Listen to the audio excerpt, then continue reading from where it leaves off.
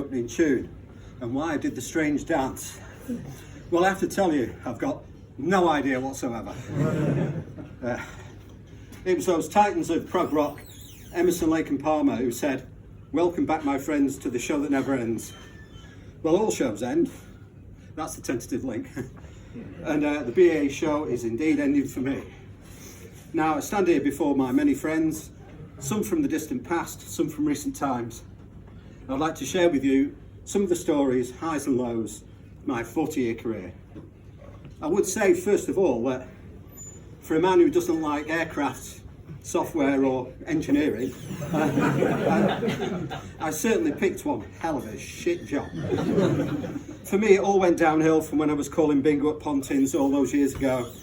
After a brief spell at the Inland Revenue in Blackpool, the job centre told me there were jobs going at British Aerospace at Wharton. So on the 11th of March 1985, I started in W140 building, just across from the Fat Shack. Some strange reason recently they painted it black. Perhaps they knew I was going, who knows. I joined the Experimental Aircraft Programme, or EAP, and I worked in the software management group with Bob fucking Smith and Stuart Perry, who's with us today. And Graham, yeah, later on, yeah. In those days, the air was thick with cigarette smoke, and there were nude calendars on the wall, and Bob would call all females Doris. If there was more than one of them, they would be Dori. So that's Doris plural, of course. If there was more than... Oh, sorry, I won't read that line again. Stuart had a method of turning people's surnames into their opposites. So Alan Seabridge, for instance, became Alan Landtunnel. John Whiteman became John Black Woman. Brian Jepson became Brian Jeps Off. Clive Dobson became Clive Dob Daughter. And he's here today. And Dave Irwin, who's here today as well, became Dave Lose. Dave Irwin, Lose, yeah, get it? So I started calling Stuart, Stu Art, Grill Science. It got more complicated because Bob Smith pronounced Dave as Dive because of his Luton accent. So for Stuart, the opposite of dive was, of course, surface. So Dave Erluse became Surface Erluse, Dave Bagley became Surface Bagley, and Dave Waring became Surface Waring. But then he started calling Surface Bagley Surface Bagwank because he became a rather awkward man to deal with. He used to cough up or sneeze what he called oysters, and I used to call them, well, snot gobblers. And he did it so often, he put a sign up in German saying, "Beware of low-flying phlegm." To this day, I still know that the German for phlegm is Schleim. He used to regularly sneeze onto core diagrams in front of him. And he once ruined a French polished table that a friend of his was showing him. But one occasion especially comes to mind. He felt a big sneeze coming on and turned his head, and he sneezed a huge oyster onto Bob Smith's suit jacket. It was hung on the stand behind him. Stuart quickly got his hanky, tried to clean it up, but ended up smearing it down the jacket pocket like a large snail trail. So he spat on the hanky and it continued to rub furiously. At that moment, I saw Bob walking down the office, and Stuart had just about cleaned the snot off his jacket when Bob arrived. Everything all right, gents? He said. We both said, fine, Bob, fine. Now, Bob was quite an abrasive character. His philosophy could be summed up by an abbreviation he used, JFDI, just fucking do it, which I did.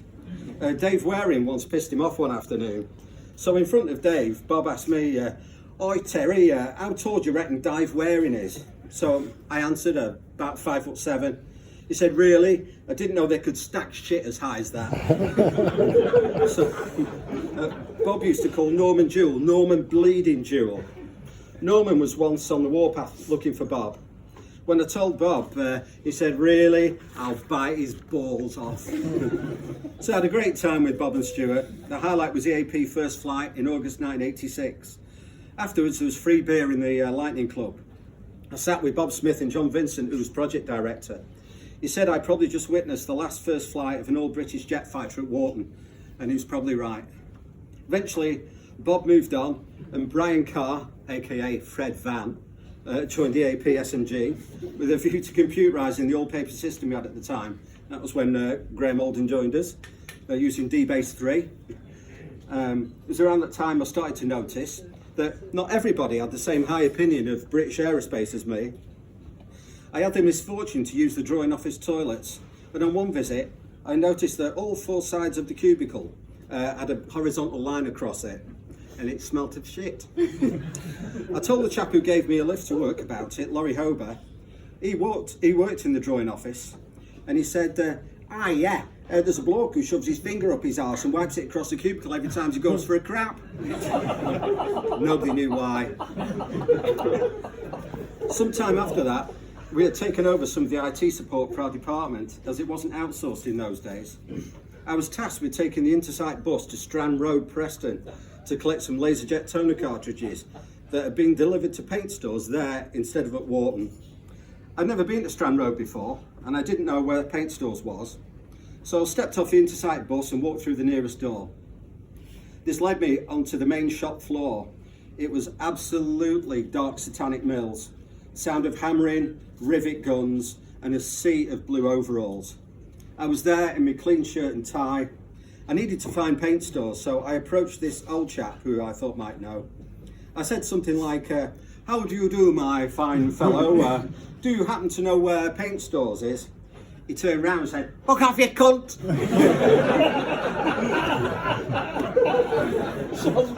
Right. So I quickly moved on and asked the next fitter. He told me where it was immediately. I asked him what the other guy's problem was. He said, "Oh, ignore him, he's a twat." So I got the LaserJet toner cartridges, returned to the Intersite bus. The bus driver, who in those days was a BA worker, said, "You're not fucking getting on with them. You have to go through shipping, demarcation." So I went to shipping department, filled out about 10 forms, and they took the cartridges off me. I then went back to where the bus was, but he was just setting off. The driver was pissing himself laughing, doing that at me. So I went up the road for breakfast and got the next bus. I returned to Wharton, where Brian Carr said, "You've been gone for 3 hours, where are the toner cartridges?" I said, "Fuck knows." After EAP, Eurofighter was in its early stages in the late 1980s, and I was recruited for a brief time onto the project management side of things. But then after John Alcock had introduced me to programming, I was sent on an ADA course at Preston Polytechnic, and then on a week-long HUD course on site at Wharton. I joined 838 Airborne Software Applications Department, working for Bill Jones with Bill Kellaway as head of department. And it was at this point that I was introduced to the HUD tool, which I was to become intimately involved with for the next 30 years. It was so shit that when the suppliers, Ipsys, visited Wharton to try and iron out a few problems, I sang a song in a meeting with them, and it goes like this. "There's no business like HUD business, there's no business I know. Every little editor's a bastard, every little update makes me frown. When I think the records I've mastered, yet even faster, the tool goes down. There's no document like a hood document, there's no document I know.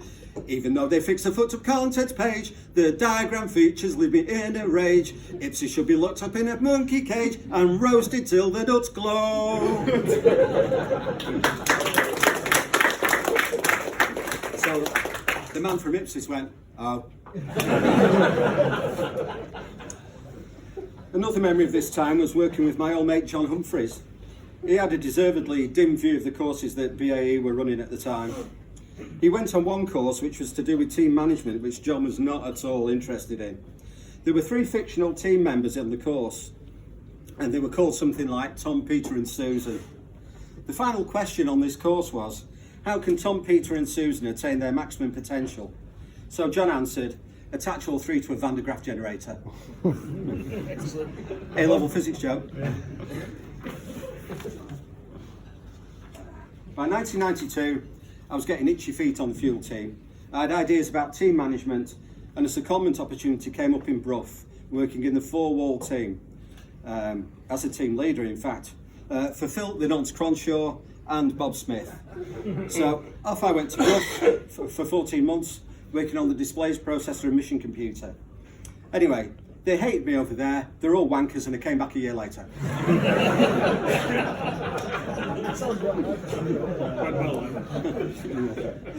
It was at this time that I worked on CIU for the first time, in Typhoon Avionics. It was SP3, and a lot of the people I worked with during that time have remained lifelong friends, and several of them are here today.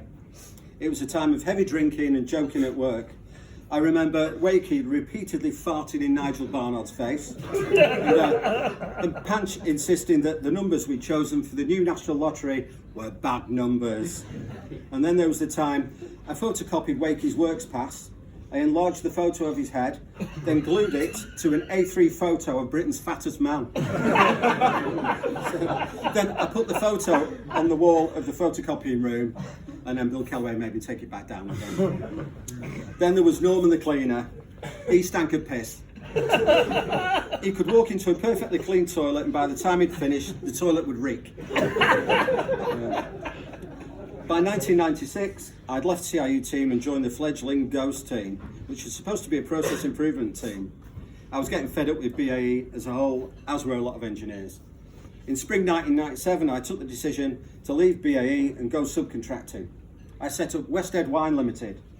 The idea was to invest the profits from my subbing into buying and selling wine. The only problem with that was, whenever I bought wine, I drank it. My first contract was at GC Stanmore in North London, working on Eurofighter. I spent my entire time down there, wining and dining in posh restaurants and getting completely pissed. Other places I worked included Farnborough and at Wharton with Boeing. I remember for some reason sending Wakey a Polish sausage through the internal post whilst I was there. I don't know why. But there was a more memorable incident at Thales Underwater Systems in Cheadle. And for this, we have Jack, who's going to accompany me on guitar, because we thought we'd play it in the Spanish style, while I tell you what happened.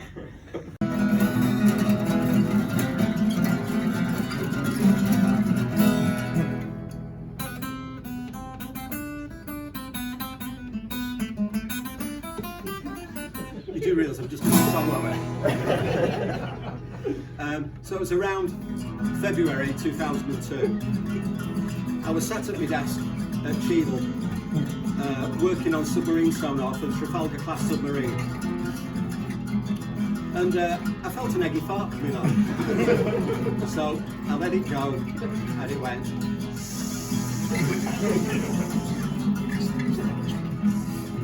And then I was okay for a few more minutes. And then I felt a really eggy fart coming on, another one. And it went. And another 10 minutes went by, and I felt another one come on, and it felt really hot, so I let that one go. But it didn't go, it went.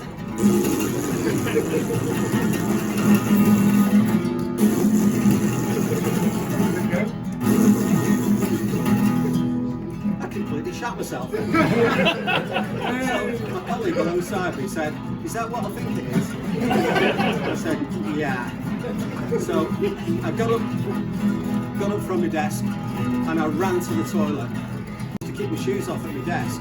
So I was only wearing my socks, and unfortunately the men's toilet had piss on the floor. So I went to the cubicle, took my pants off, took my underpants off. I threw those in the litter bin, which would have been nice for the cleaner.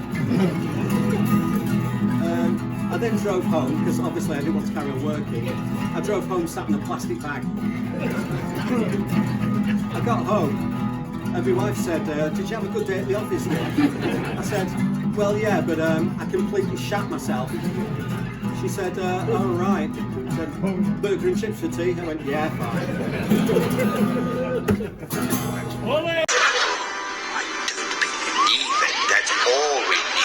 Decision to return to BAE at Wharton.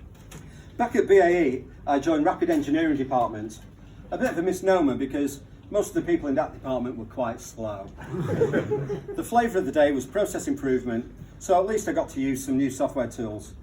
This included a secondment onto Eurofighter EPT, working for Steve Wheatley. We did have some fun during this period. At one point, I bought a book on the occult, and I was considering trying to make a wax doll of Steve, so I could put a curse on him and stick pins in it. But I needed to get something belonging to him to put on the doll, a lock of hair and an item of clothing. I didn't manage it, so the curse fell flat. But there was one April Fool that worked with Steve though. Steve had a villa in Spain. We found out what the address was. So we got a Spanish engineer from the avionics joint team to phone Steve up pretending to be with the Spanish fire service. He told Steve in broken English that his villa had burned down. We were watching Steve almost crying when he noticed us all watching him from across the office, pissing ourselves laughing. Anyway, I returned to Rapid Engineering around 2008, which is now called Software and Safety Technology Group, headed by Mike Fairhurst. During this period, I did a lot of work with John Rowlands, who was a seriously clever man. He once told me that one of his ambitions was to kill someone with a spreadsheet formula. Our work on data-driven weapons integration eventually led to a Chairman's Award bronze. On a sad note, several of the people who I worked with during this period are no longer with us. So there's Bill Jones, Andrew Miller, Steve Bentley and Colin Noonan, to name a few, and RIP my old buddies. I was continuing my work with SSTG when in 2012 I was suddenly shanghaied and woke up back in Typhoon Avionics working on CIE. They were getting rid of all their subbies and needed to backfill the gaps with any Eurofighter alumni they could get their hands on. So from then on, it was VAX, VMS, HUD and ADA 83, just like the old days. We were very busy and I did a lot of Saturday overtime along with my present team leader, Phil. There was one Saturday when I was working alone in 376 and I got the urge to do a poo. So off I went to the gents. But they were out of order. So I had two choices. Go and find the gents in 354 building or go in the ladies. And yes, you guessed it. Besides, I was touching cloth. So I went in the ladies and it's a lot cleaner than the gents, I have to say. Not after you'd been. No. I went to one of the cubicles and I passed something barely human. Would have sunk a battleship. Then I got an idea. So I shuffled into the next cubicle and whack na bum, leaving the dreadnought turd in the one next door. On the following Monday, some lady must have gone into that cubicle and thought, oh my God, a woman has done that. Anyway, it got to 2020 and I'm just trying to remember what happened. I just can't think. What was it happened in 2020? No, I can't remember. Didn't get a laugh. I wonder why. Use the knickers. Yeah. The last few years of my career has been taken up with training up software apprentices on their 6-month placements. And it's been very enjoyable seeing them gain valuable experience in a proper software team on site 5 days a week, listening to Phil Davies mirroring and listening to me saying appalling things. For all my efforts, I received absolutely no recognition from Typhoon Avionics management. Last year, my dad passed away. BAE made me book the day he died to annual leave because I'd had 2 days special leave off already. Shortly after this, I heard that an exec's mother had also passed away and he'd been given 3 weeks special leave. Ah, well, that's BAE systems for you. But I'm not going to end things on a sour note, so Jack, if you want to...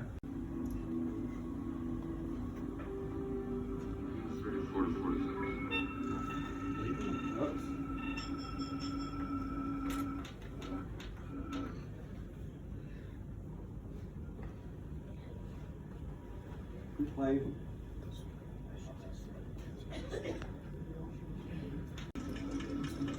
Okay. Right. It's the wrong track, but don't worry about it.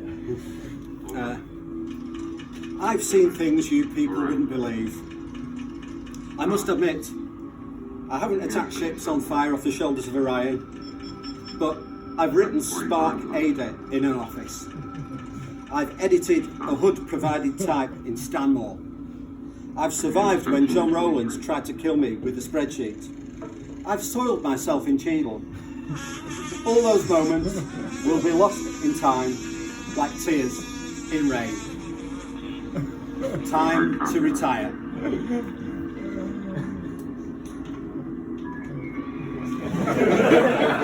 I don't know. But there is one more song, guitar. I thought I'd sing Who Wants to Be a Millionaire, but I've changed the words a bit, and it's time for a bit of audience participation. When it comes to the part where it says, I don't, I want you to sing it. So, for instance, who wants to be a millionaire? I don't. That's great, that's good. Okay? We can do that.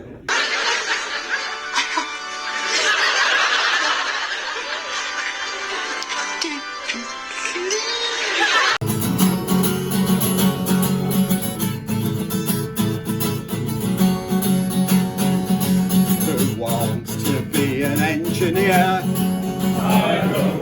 boring your friends when they come near. I don't. Who wants to have no clue for culture or art?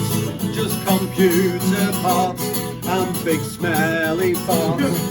Who wants to program mobile phones? I don't. Who wants to binge watch Game of Thrones? I don't. Who knows the volume of a sphere? I don't. And I don't, cause all I want is beer.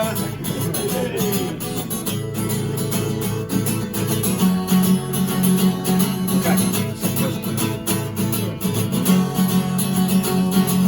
Who wants to be a exec? I don't. Hopeless with people and with tech. I don't. Who wants to sit there in a navy blue suit, a big desk in front? I'd look like I couldn't. Who wants to do an outbound course? I don't. Who wants to go through a divorce? I don't. Who wants to speak to Andy Ed? I don't, and I don't, cause I'd rather be stone dead.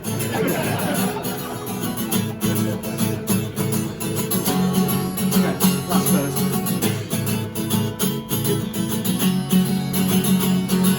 Who wants to work in D&C? I don't. A land of free coffee and free tea.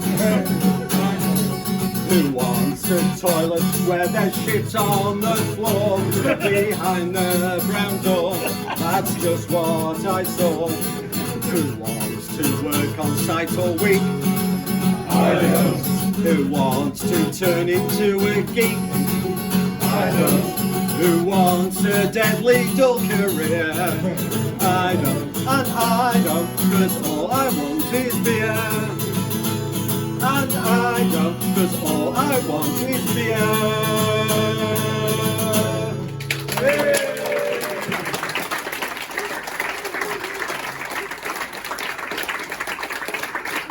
On the diagonals or down, or your 4 numbers in your 4 corners. Every now and again we play a jackpot game. That's when we go for a full house. If you get your full house in 50 numbers or under, you win yourself a black and white TV set. It's been won before this season, and there's no reason why it shouldn't be won again. So come and join us for a game of bingo. The price is 20p, or why not double up your chances and play on 2 cards for 40? There you go.